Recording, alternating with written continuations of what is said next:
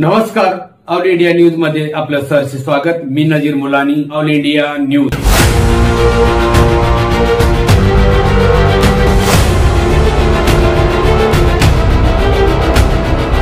अंगणवाडी सेविका, महिला मदतनीस तसेच होमगार्ड कोतवालांच्या मानधनात महायुती सरकारने भरीव वाढ केलेली आहे।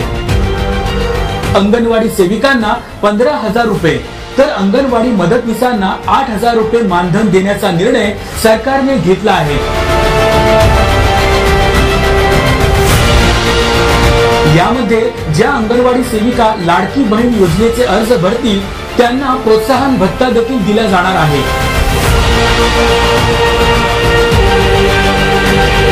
याकरिता राज्यभर विशेष 4,860 शिक्षकांच्या पदांची निर्मितीही केली जाणार आहे। तर अंगणवाडी मदतनीसांना दरमहा 8,000 रुपये मानधन देण्याचा निर्णय झाला आहे। कोतवालांच्या मानधनात वाढ करून त्यांच्याकरिता कल्याणकारी योजना देखील सुरू करण्याचा निर्णय महायुती सरकारने घेतला आहे।